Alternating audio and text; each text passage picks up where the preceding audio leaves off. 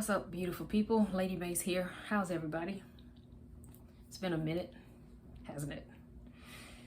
Today is a Friday, October 1st, my birthday month. Just wanted to come and share a little bit of what's been going on with me, what's been the latest that's been happening. And the overarching thing or thought that keeps coming to my mind is around love. Love, the experience of love. Love as it pertains to relationships and interactions with others that you're close to and you're intimate to or intimate with. And I found myself saying, love hurts. Love hurts. And I was like, why am I feeling like that? Why am I coming to that conclusion? And just being in the awareness of it, not really making a judgment or, not making it mean anything, just being able to realize that that's what I'm feeling right now, and that it's okay. Like, who said love isn't supposed to hurt? Who says that there is no pain in love? Because there is. You think about it, it's a lot of pain in love for various reasons. One of the main reasons why love can tend to be painful is that we come in it with an assumption that it's supposed to go away in a way that we think it's supposed to go. There's some attachment to an outcome. There's an attachment to how you think a person is supposed to act or be for you. And recently, I've had an opportunity to experience a death in the family. For those of you who don't know, I've been married and divorced twice. I've had 2 marriages in my life. Some of you would say 3. One of those was not legal, so I'm counting the ones that are legal. Okay. My second husband passed a few weeks ago, and I knew he had been battling some illness within his body. And even while we were married, we've been divorced for 10 years, almost 10 years. And even when we were married, he was dealing with some things with his weight and stuff in his heart. And that was one of the prevailing issues that he had. And so Spirit had him on my mind, and I reached out to him in August. I said, hey, Spirit's had you on my mind, and called and see how you doing. And he was like, hey, wow, that's dope. Like, what did Spirit say? I said, Spirit said call you. Because that's what Spirit said. I didn't feel like something was wrong. I didn't have this bad feeling. It wasn't like a premonition. It was just like, call him. So I did, and that's when he told me he had been in the hospital for his heart and everything. And he didn't go into a lot of detail. He wasn't that type of person. He just always been private, and so. And I wasn't pushing him for a lot of detail. It was like I wanted to really be present with him on the phone call, and I was just taking in what he was saying and just holding space, and was just really happy that he was saying he was beginning to feel better, and he had been in the hospital for 2 weeks. He had been home for 5 days when I called him. And so we had the conversation, and a few days later, Spirit told me to call him again and to inspire him to invite him to move up to Atlanta and be in my community and get the support that he needs. And my feedback to him was like, you've been doing it on your own. You've been doing it your way. And in this issue that you're having now, you've had when we were together, and it's been 10 years. So something is not working, and that's okay. It's feedback. It's not working.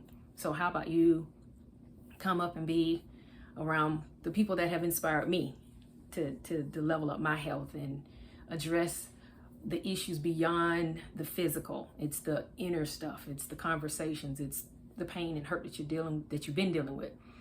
And he said he'd think about it. And then I reached out to him a couple of days later and asked how he was doing. He said he was feeling much better. We talked in person. He's feeling much better. And I reached out to him maybe another week or so after that and asked him how he was doing, and I didn't get a response. And it was, I was just thinking like, what is that? And I'm scrolling through Facebook on my way to a gig in Mississippi with a corporate band, and I'm on the van and I'm scrolling through Facebook, and I get the notice. I see a post from his sister that he had passed. And of course that was very jolting. And I was like, no, I'm not believing. Put the phone down. Like, no, I know I didn't just read what I just read. I know I didn't just see his picture as the subject of this post. So I took a few breaths and I picked up the phone again and looked at it, and yeah, it was true. My second husband, his name was Harold Lucky, transition. So that was very impactful. Like, I'm still dealing with that. What hit me was me assuming that he was going to be here for a certain amount of time because he had that strong personality and he had that strong will to live. So it didn't even occur in my mind that he would leave at the age of 58. So I assumed, that he would be one of those little ornery, angry dudes hanging around till he's like 80, 90 years old. I mean, why wouldn't I assume that? So sometimes a lot of the pain that we feel in love is rooted in our attachment as to how we think it's supposed to go. It's rooted in my attachment into how I assumed or thought it was supposed to go. So let that be a lesson to all of us that, again, we are not in control. We're just not. And I know that can be confronting, but everybody's choosing. I'm choosing, you're choosing, and the people that we're connected to are choosing. And when that pain comes, it's an opportunity to look at that and see where we can let go of what we thought we knew, and we can accept what actually is. Reached out to the sisters and asked for the details and let them know, because we didn't talk much. It wasn't like we weren't getting along, we weren't close like that. So they gave me the details, and I made my way down to Orlando and paid my respects, and even with looking at him in the casket, yeah, it was just an opportunity for me, definitely. And I've had some realizations around compassion, because we had a very robust relationship, especially when it came to disagreements. And now that he's no longer with me, hindsight is 20/20.